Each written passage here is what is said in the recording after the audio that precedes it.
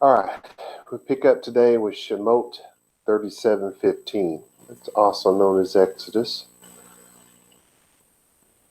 Literally in English, it says, "And he made the staves, trees shittim, and he overlay with them gold to bear the table." Um, Somebody once asked me if in Hebrew, when they spoke, was it supposed to be a given that you put the word of, for instance, and he made the staves, and then literally it says trees shittim.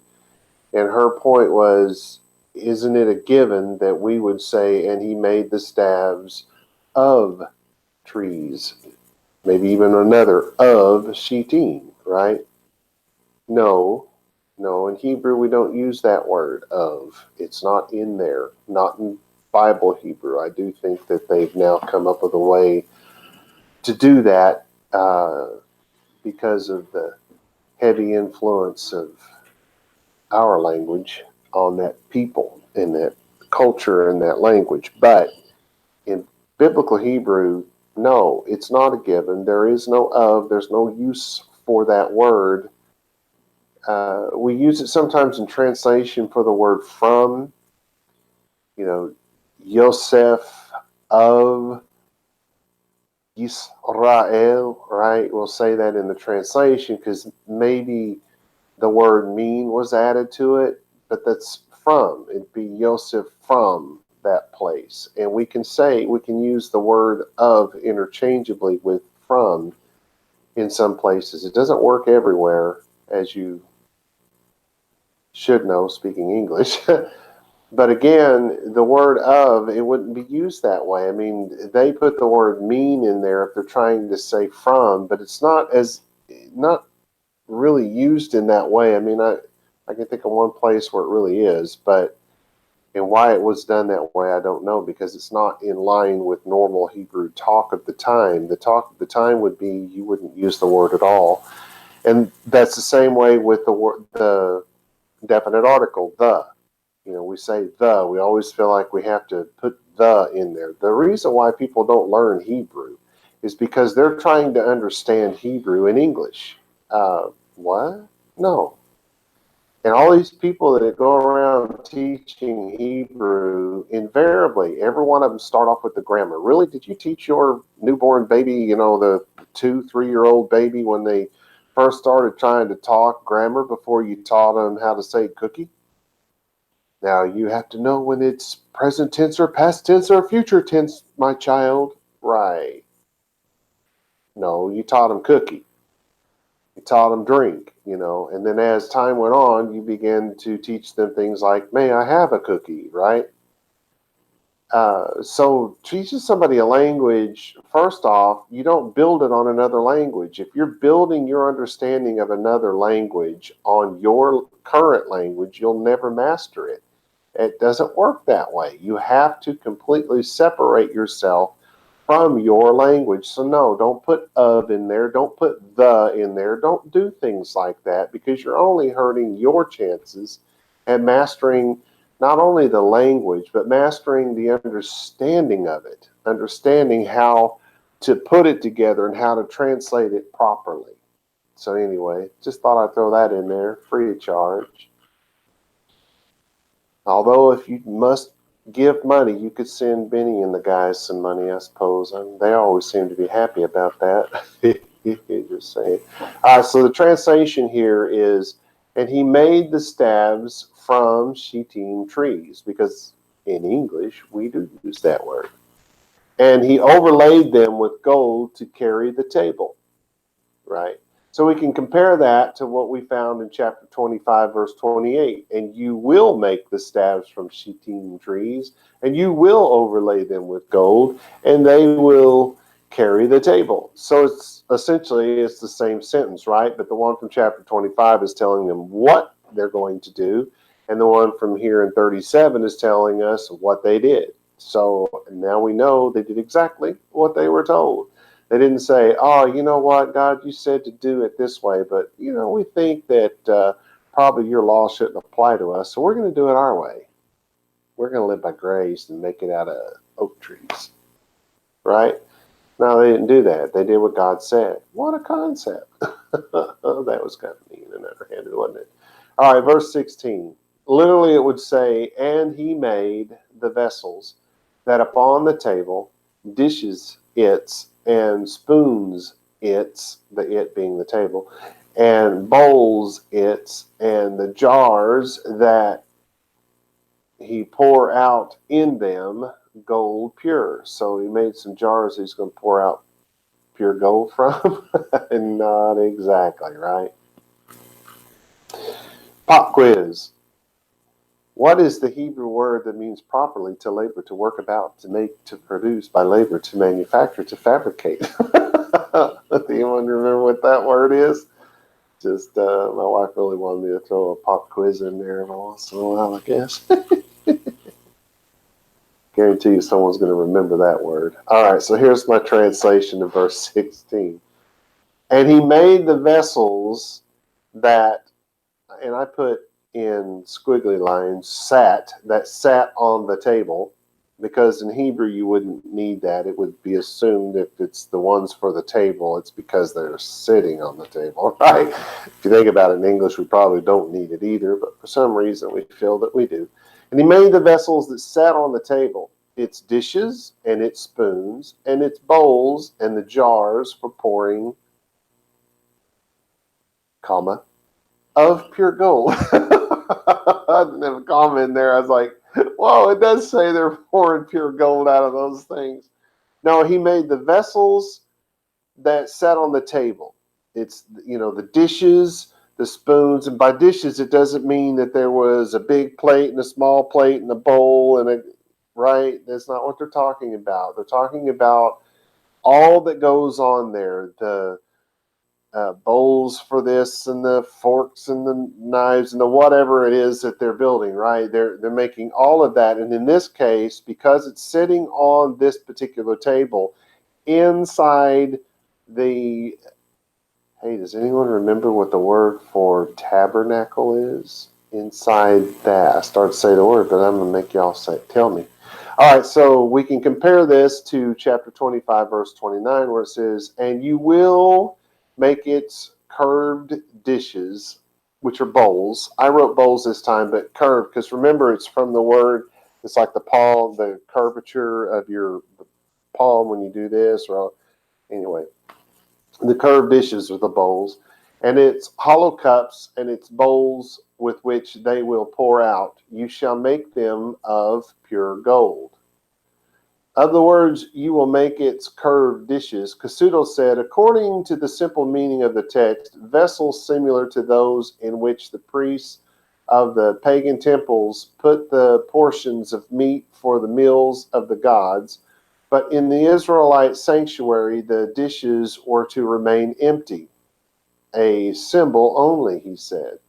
He also added from chapter 30, verse 9, that there were no libations inside the sanctuary. You remember the libations are the liquid sacrifices, right? It's when you pour the liquid out, the wine. Further, he said, in antiquity, it was customary also in private houses to leave the vessels on the tables. You guys remember that from what chapter was I talking about? 25? Because we read this back in 25. They left their dishes set nicely on the table. They didn't put them up like we do. So they left the vessels on the tables permanently, unlike the present practice of putting them away in cupboards. Okay, so I think most of you know I love the work of Casuto. I think that he did a wonderful work, particularly in his study of the Ugaritic text and his ability to develop from that text the comparison to the early Hebrew text in that they were identical. Language was different and the subject was a little different, but it taught us that there was, in fact, a reason why the Jews repeated everything. It's because in that time and in that place in Mesopotamia, that's where the Ugaritic particularly came from, and where these people came from, the Jews that, Abraham and on down to even Moshe, all through that time, you're a group of people coming out of Mesopotamia.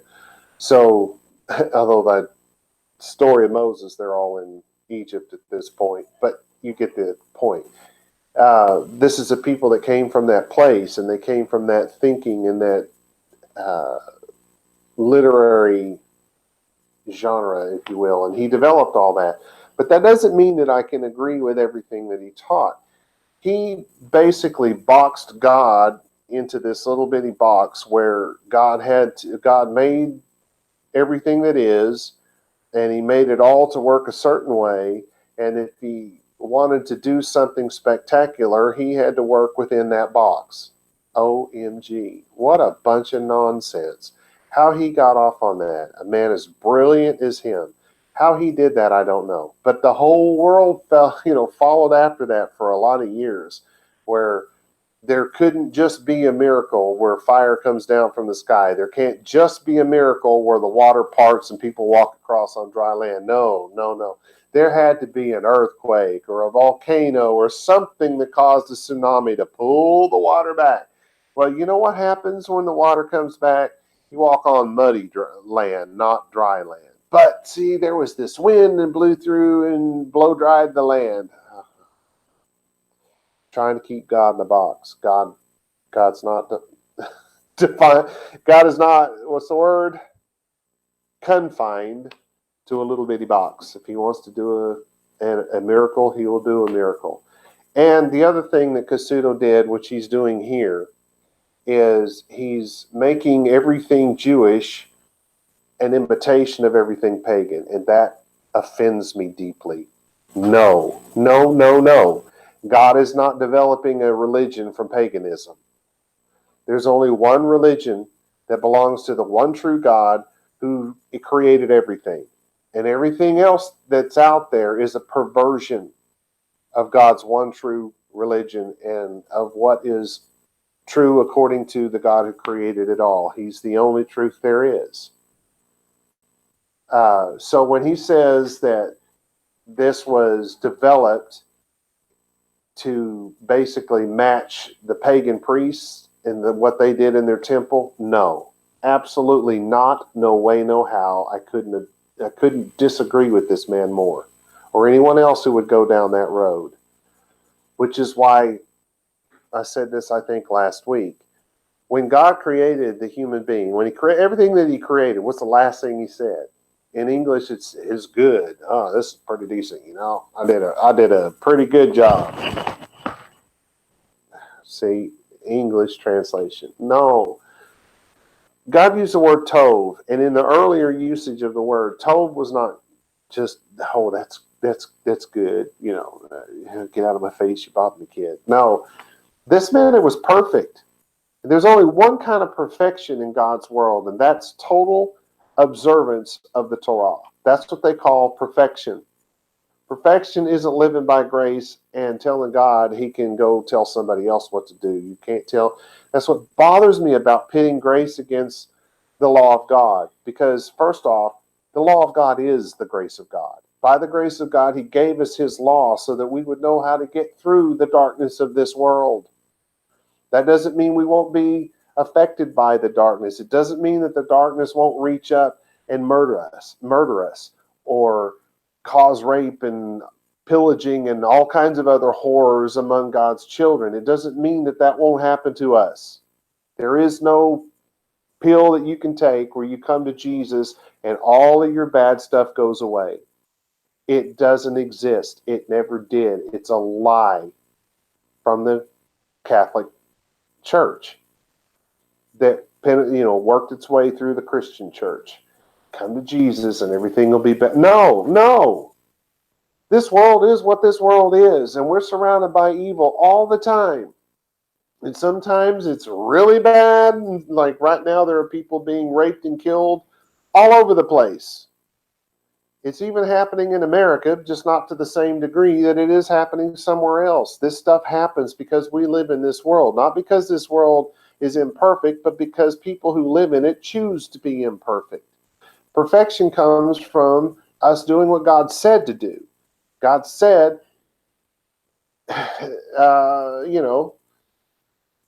worship God and God alone. Worship the real one. Don't waste your time with the false one, because the false one only builds up false hope. So you worship the God who created everything. That's a good one. Don't bow down to these stupid idols and stupid things that man makes with his own hands or his own mind. What are you thinking? That's dumb. Don't do that. So let's start with the basics, right?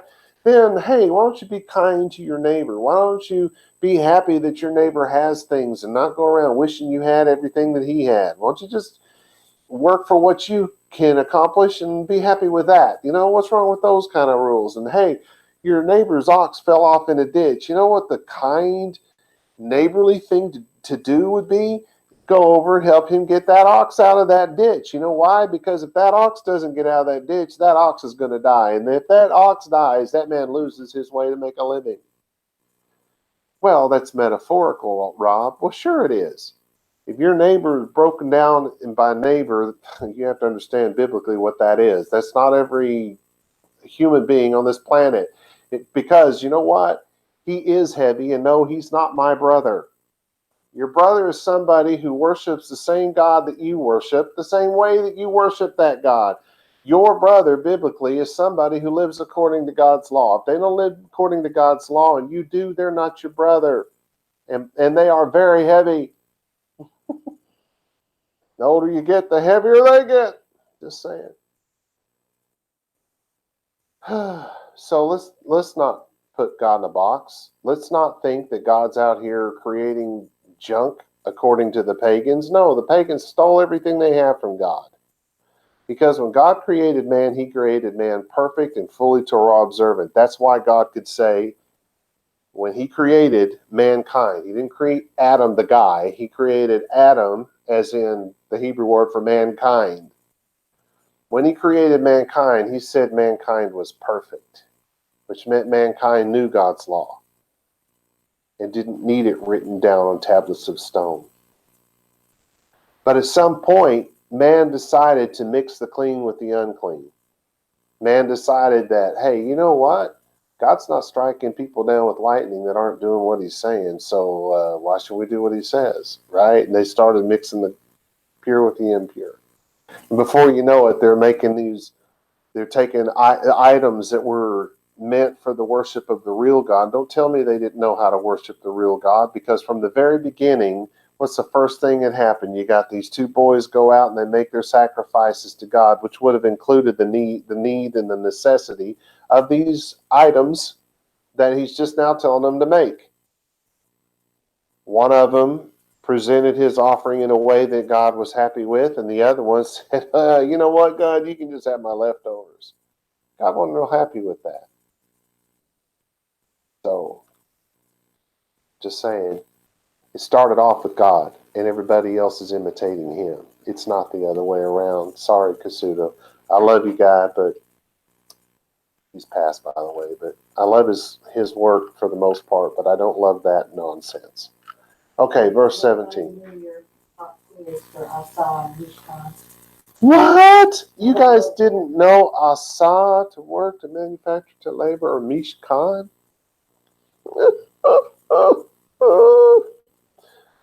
All right. Gonna have to send some big rubbery checks to Benny Hinn. Yeah. They're Kenny Copeland, only they have to be bigger if you send them to Kenny, I think. All right, 17. And he made the menorah, gold, pure, hammered work did and made, it's the same thing. The menorah, side its, or side her, as it really says, but its is fine. And branch its, bowls its, bulb its, flowers from its were they. And we've already had this, right? You kind of remember that. Do you remember us having that many its before? Probably said he or she, or her in this case, the last time, but remember, I remember being told by a Hebrew teacher real early on that they didn't have a word for it in Hebrew. Yes, they do.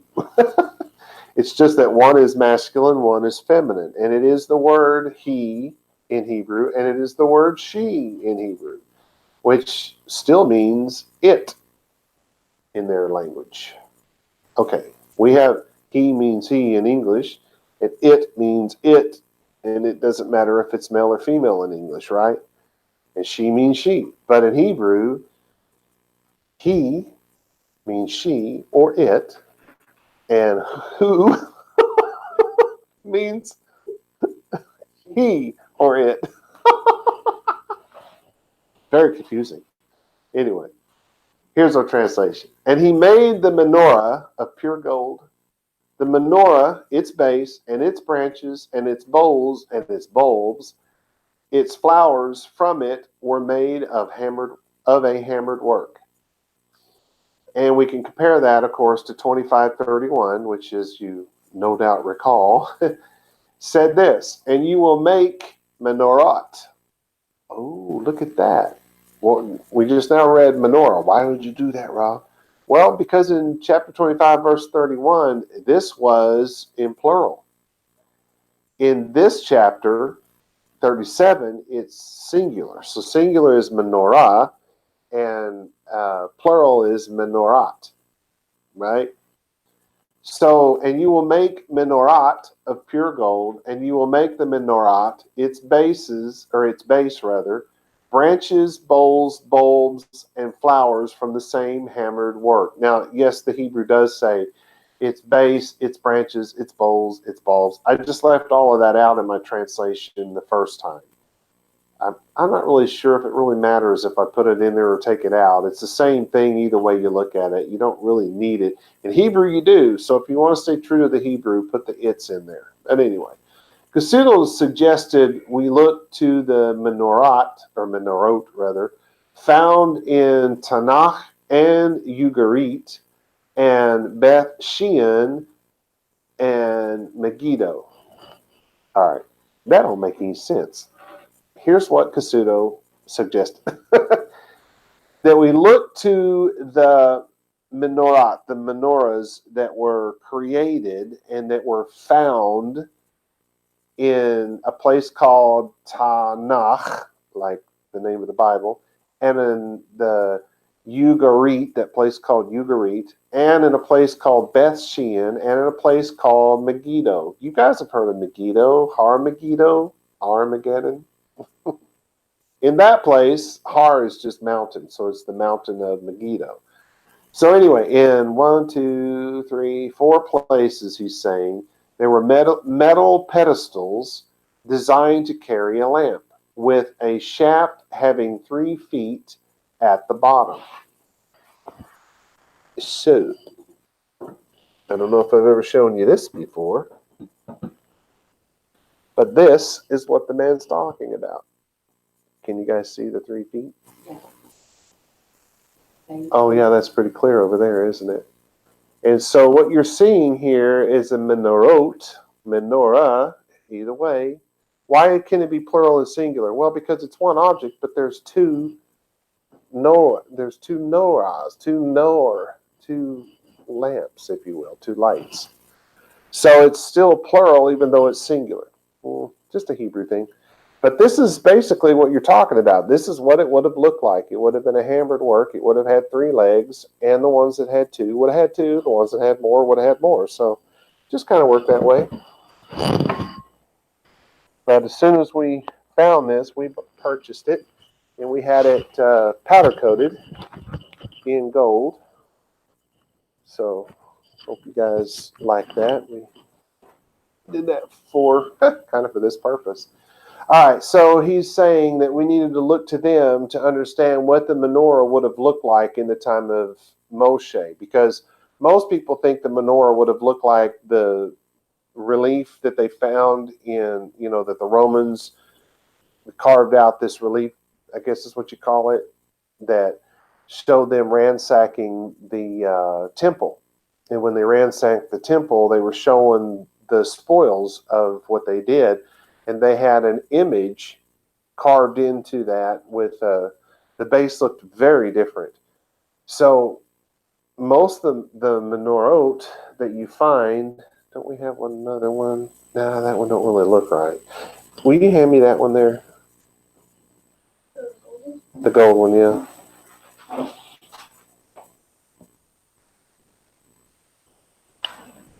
It's the one that the Romans did is more squared off at the bottom, but it's solid. Is my point, and it's stair stepped, if you will. Theirs was like an octagon, and obviously that's what it looked like in the first century. But what Casuto's trying to tell us here, and now we're back to me loving Casuto, because what an awesome thing for him to realize. He realized that that one from the first century does not look like the one from the time of Moshe. So anyway, pretty positive that he's right about that. But nobody's ever going to know. It does not exist. We're not going to find it one of these days. It was taken from the Jews and melted down, and it's been about 40,000 other things since then. Just saying. That's what they do with gold when they steal it. All right, so his commentary states the following.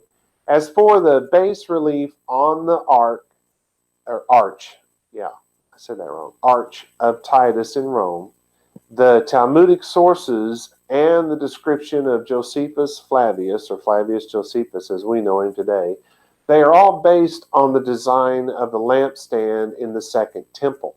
So I was talking about the one that was kind of octagon, squared off at the bottom. And hence the data they provide may be applied to the tabernacle lampstand only with considerable reservation. So he didn't go right out and say, hey, it was different. I'm saying the man was right. It was different. They just didn't do it that way back in that time period. And since nobody from that time period would have had any idea about the Ugaritic, because it was long gone by the Second Temple, they would have done something more in line with what the people of their time did, which would have been the solid base instead of the three legs. That's all I'm saying about that. All right, so 28, or 18 rather. Wow, where'd 28 come from? And 6 branches going side its, 3 branches menorah side its, the one, and 3 branches menorah side it, the second. So you probably are already recognizing that there is a bit of a, what's the word, idiom here. Let me get on down past these things. And it says, here's the translation. And 6 branches going out from its sides. So you have the one in the center, and there's 6 branches going out from its sides. 3 branches from one side. So you've got the one in the middle, and now it's going to have 3 coming out from its sides. And then it says, branches from the one side of the menorah and 3 branches from the other side of the menorah. So you've got 3 on one side, 3 on the other, 1 in the middle. You have 7 7 candles at the top of it later in history. In their time, it wouldn't have been a candle. It would have been a little jar of some sort that they put oil and a wick in, right? Some kind of a small bowl, do we have anything like that? Yeah. See that? There's like a cup, 2 or 3 of them stacked on top of each other by that wine glass. Mm-hmm. Will you grab me the top one there? Perfect. Yeah, exactly. They would have, can you see this all right? It would have been something like this. It would have had just something you could pour the oil into and then put the little wick in and then light it. It would not have been a candle, trust me. They didn't have that back then, but they would have had something like that would have sat on the top of it. So that's just to give you an idea. That's the reason why it was said in plural, because there's 7 of those things that you filled with oil and put a wick in and lit the wick. That gave you a lot of light. So we can compare this to chapter 25, verse 32. And 6 branches will go out from its sides, 3 branches from one side of the menorah, and 3 branches from the other side of the menorah. it's pretty straightforward. Then it says 3 bowls from almonds in branch, and 1 bulb and flower, and 3 bowls from almonds in stalk, 1 bulb and flower, so 2 6. The branches went forth from the menorah. That was a little confusing. I think I got a little drain damage from that. Yeah, that one's rough, but we've been through this one before. So if you want to go through it one word at a time, go back to chapter 25 and look at verse 33. We've already done this, which is why I'm skipping right to the translation. So my translation of this one is 3 bowls shaped like almond blossoms with a bulb and a sprout in 1 branch, and 3 bowls shaped like almond blossoms with a bulb and a sprout, thus for the 6 branches going out from the menorah. And in that chapter, I actually show you a picture that I had to draw because I couldn't find anywhere where they had made a menorah that actually looked like what the Bible says. Don't ask me why. I just had to draw it. So I drew the almond leaves and the almond stuff, and I drew it like that. So you can go back to that chapter if you like, and there is at least a picture that I drew, because nobody's ever, that I could find on the internet, no one's ever actually made one that looks like what the Bible says. It's a shame. But anyway, so we had to settle for my drawing. So if we compare that to 25:33, and again, you can go back and watch the video on chapter 25 where verse 33 falls within the numbers that come after it, because I name them after the chapter and the verse, like I'll say chapter 25, verse 1 through 10 or whatever, to show you that those are the verses that go with that teaching. So you can just find the one where 33 falls into it, and then you can watch it. All right, so it says 3 bowls shaped like almond blossoms with a bulb and a sprout in 1 branch, and 3 bowls shaped like almond blossoms with a bulb and a sprout. Thus the 6 branches going out from the menorah. So each of those branches would have had a bulb and a sprout decoration on the stem itself. There's no way to know if they made them so that they would go exactly in a straight line all the way across, or if they go downward. It was completely up to the artist. Could have been a lot of different ways. All right, so verse 20. And with menorah, 4 bowls from almonds, bulbs, its flowers.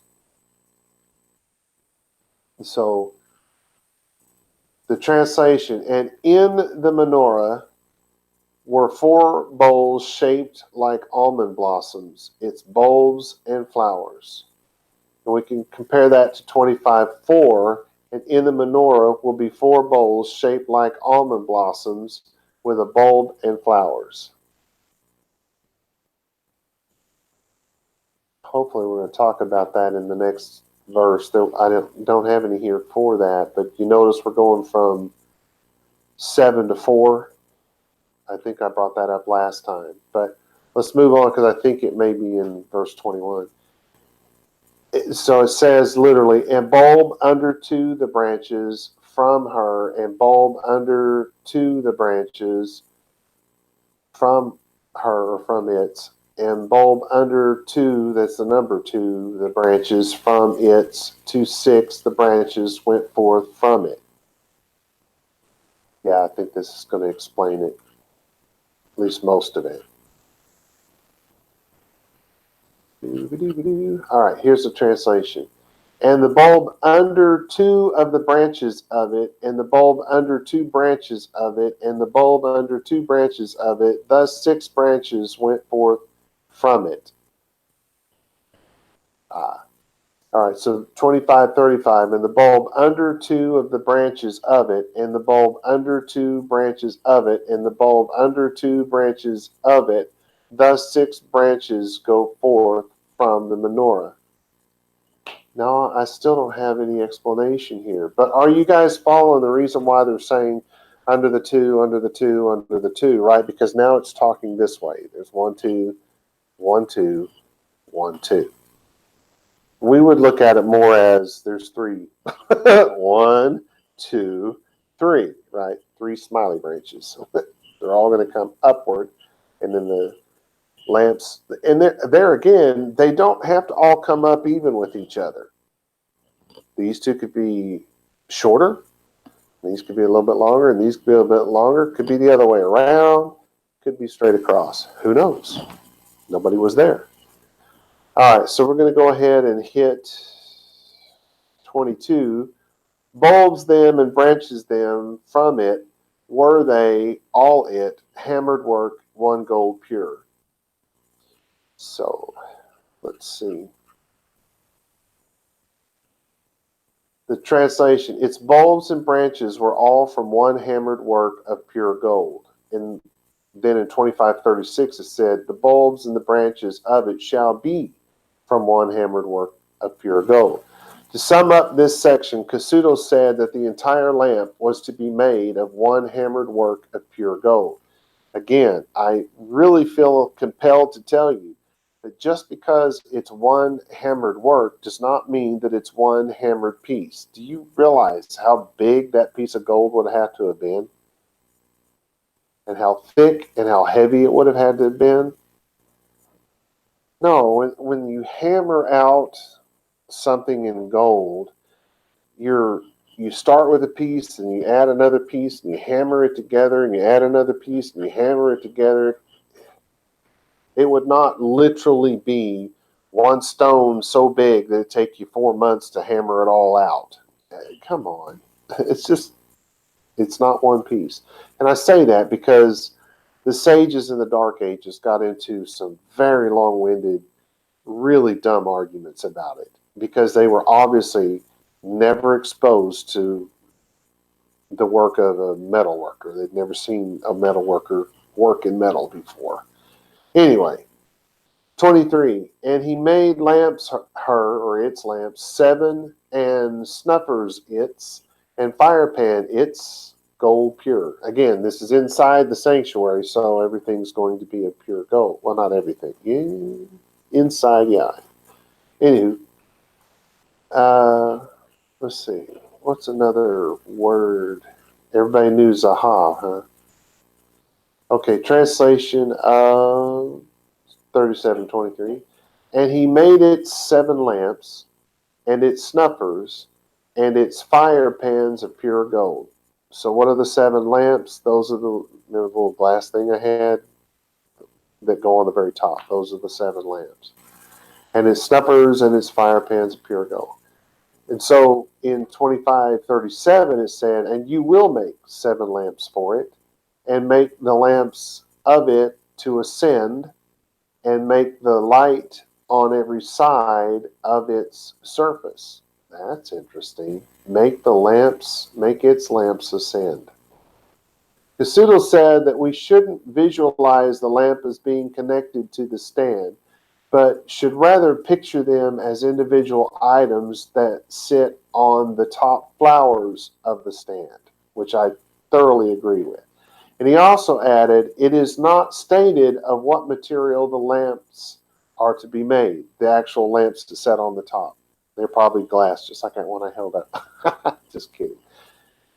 Gold is prescribed earlier and also later, but nothing is mentioned here. Apparently, it was not intended that the lamp should be of gold, but of terracotta or copper. I'm guessing probably terracotta, because anyone that's ever had a real lamp from Israel, it's made out of what we would call terracotta or sand. They know that you have to soak the thing in water and then put the oil in and then light it up.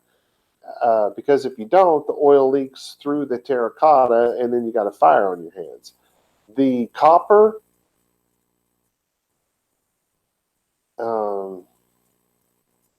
it's possible. The fire wouldn't be hot enough to melt the copper, so it is a possibility. But copper with all the gold, I don't know, because now we're mixing metals, and that don't seem right to me. But it is possible. I'm going to have to give it to him. In Solomon's temple, the lamps, too, were made of gold. It says it in 1 Kings 7:9. I don't buy it. I just don't. How are you going to keep that gold from melting or getting all? It would have to be very, very thick gold for one thing, and it would have to, because you have two problems with thin gold. One, it's not going to hold its shape because just picking it up, moving it around, setting it on top, taking it off, all of those things, refilling it, cleaning it, you're going to bend it all out of shape. You're going to be constantly trying to reshape this thing. So it's going to have to be thick and it's going to have to be heavy. Well, you could do that, but you're sticking them on these thin sticks. They're made out of solid gold as well. They're going to start falling down. I just don't buy it. I think that there's some misunderstanding there with First Kings. But anyway, further, when the attendant brings up, i.e. kindles or puts in position its lamps, he must so arrange them that their spouts and the wick's head protruding from them should face toward the front of the lampstand, towards that which stands opposite it. That is, towards the table, so that the flames illumine that side without hindrance, and the lamp's shadows should fall at the back of it towards the wall. That's all fine and good, but I think it's complete nonsense. I don't think it mattered. Anyway, in 2538, we talked about that before, but it says, and the snuffers and the snuff dishes of pure gold, which certainly that could have been possible. Probable. I mean, I'm not disagreeing with that. That's what I'm trying to say. Does anyone know how many verses there are in this chapter?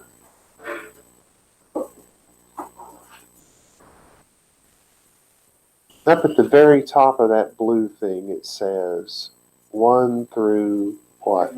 What? 29. 29. Okay. I'm going to have to push. I mean, we've got 17 minutes left, but I'm going to have to push, I think. Otherwise, next week it'll be very short. All right, so 24 says, piece gold pure made, it, and all vessels it. This one, I think you pretty much know what that says, don't you? It's pretty straightforward. I put the word from in squiggly. What's that? Italics. From a weight of pure gold, it, and all its vessels. And from 2539, I did the same. From a weight of pure gold, he will make all of these dishes. Now, what they're saying literally, and I may not have said this last time, all of them are going to be made from the same exact amount of gold. They're all going to weigh exactly the same when we start and build them all out so that they're all the same. That's why they're saying it that way. 25. And he made altar the incense, trees, shittim, cubit length it, and cubit width it. Then it says 4, the number 4, right? So that means it'll be square. And cubits height it, from it were they horns it. Don't know if you remember this, but remember there's something weird about that word horns, right? In fact, I'll take you down to that word. Let's talk about that. Cubits, the height, and the from, and width they. Horns. A horn, as of an ox, a goat, a ram, a vessel made of horn, or a horn used for a vessel, a horn for blowing, a symbol of strength and power, an image taken from bulls and other horned animals. The horn of Moab is broken. In other words, the strength of Moab is broken, right? Because that's what they're calling strength. This is important. The strength is called the horn. You follow? To increase his power and dignity. On the other hand, in a bad sense, to lift up one's own horn means to be proud. The top of a mountain is called the horn of a mountain. To summit the horn of a mountain. Horns of an altar, it says, are projections like horns at the four corners of the altar. This is what we call art imitating life. People not knowing that horns represent strength began to put horns in the pictures they drew and painted of the altar. The altar did not have horns protruding from it. Anyway, what this says is, and they made an altar with four horns poking out of the... No, it didn't say it. And he made the altar of incense from shittim trees, a cubit long and a cubit wide, square in other words, and 2 cubits high. And the corners were the same. Why didn't we say corners up there? Oh, it does say corners. The flash the lighting, just as the pillars are first of being rising the... Wait a minute, where does it say that? Summit of the mountain, the horns of the altar protruded, blah, blah, blah, use the flashes. Yeah, for some reason, I really need to update this meaning here because it's the strength. And so but they use the word in 2 different ways when they're talking of things like this, when they start talking construction. The horns of something that is square are its corners. They probably because they reinforced the corners to give it the strength. Or maybe because the corners are where the strength was. I don't know. Anyway, in chapter 30, verse 1, it says, and you will make an altar for the smoke of incense. You will make it from shittim trees. In verse 2, it said, its length 1 cubit, and 1 cubit its width. It will be 4. It will be square. Its height 2 cubits, and its corners, its horns, of the same. So got to keep in mind that when they start talking about horns in the Tanakh, they are either talking, of a ram's horn or something like that, but they're going to call it a shofar, and for the most part, if it's a ram's horn. And then they have strength, and what did I say? Oh, and corners. Those are the things that we need to remember from that word. Of the word altar, Kasuto said that the verse actually explains what the Hebrew word for altar means when it states for the smoke of incense.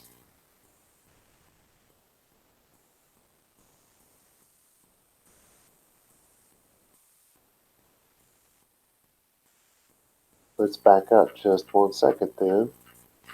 Or maybe a little more than 1 second. Somebody said 1001. I heard it in the back of my head. And he made Mizbach. Mizbach. You could say it either way. An altar. The altar of burnt offering. The altar of incense. Or the golden altar within the temple. These are all the same thing. So Kasuto is saying that we now know what the word Mizbach or Mizba'ach means. It means, he says, smoke, or the smoke. An altar is something that is made to give off smoke. All right. Of the words, its height 2 cubits. Even Ezra pointed out that this altar was a half cubit higher than the table, according to chapter 25, verse 23. He is correct. The word horns. Kasuto wrote that the horns were to follow the usual altar design as per Exodus 27:2. And I quote, they shall not be made separately, but shall be an extension of the boards of the walls.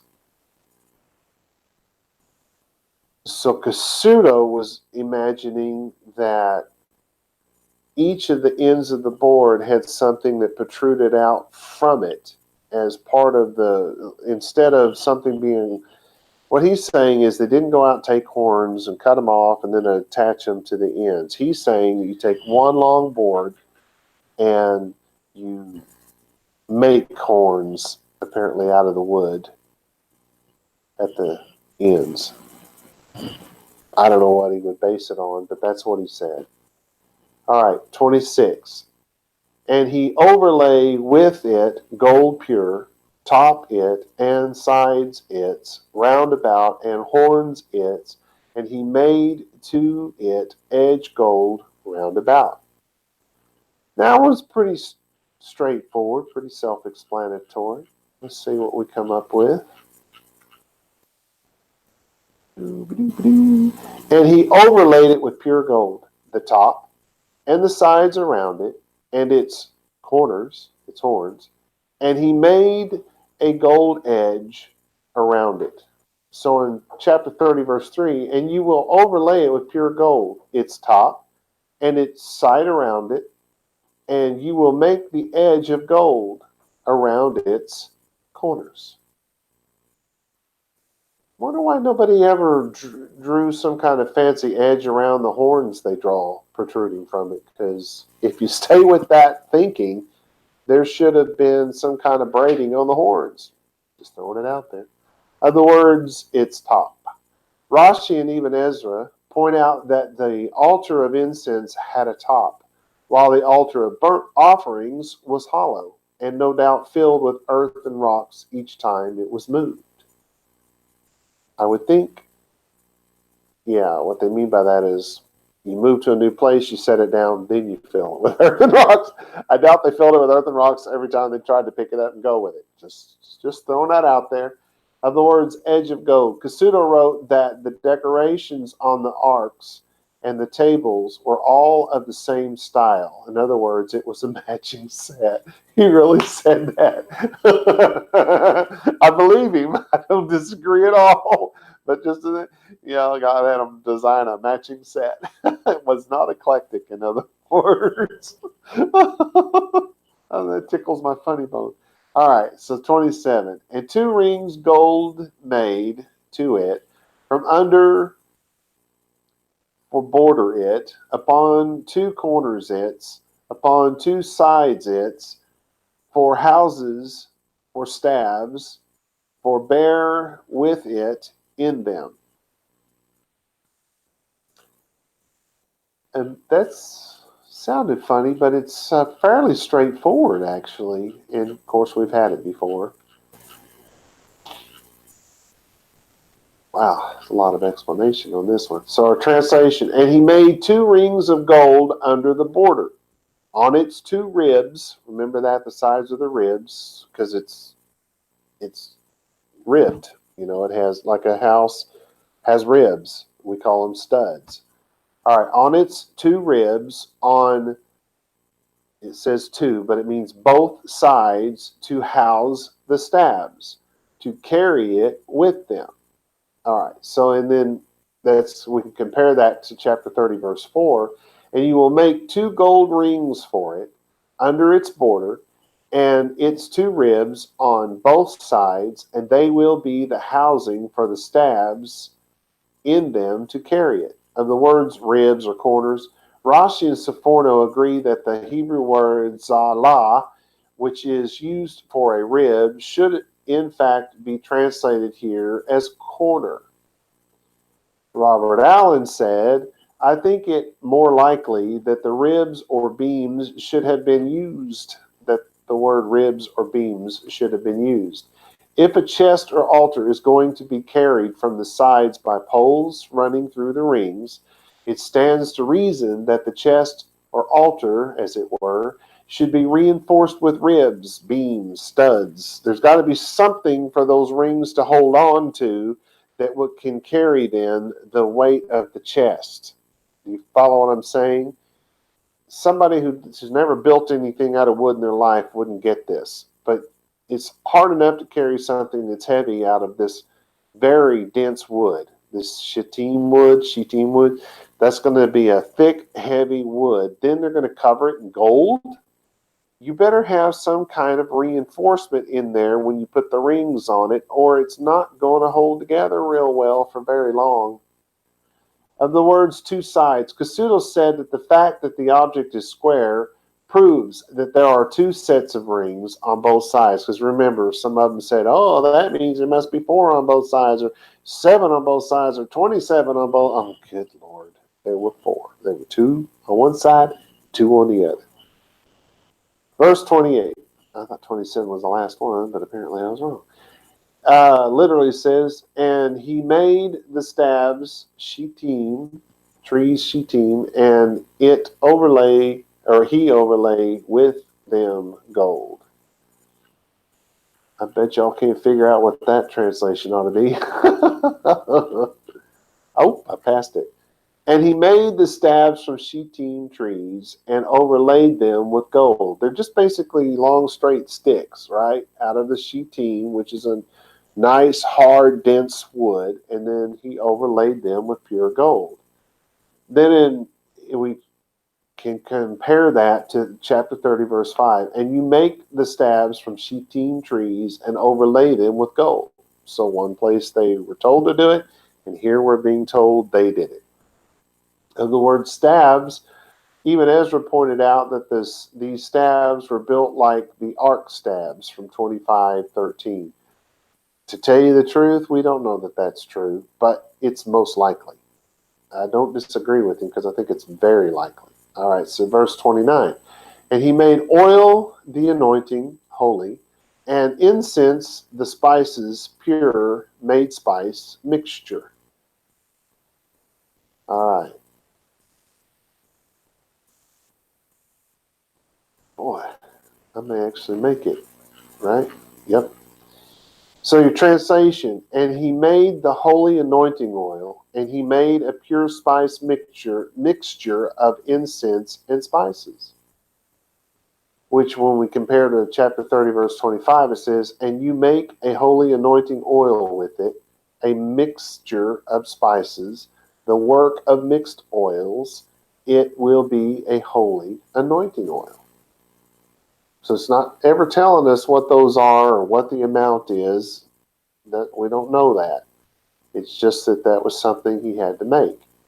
So here's where we are. This concludes our walk through chapter 37. Shalom and shalom, y'all.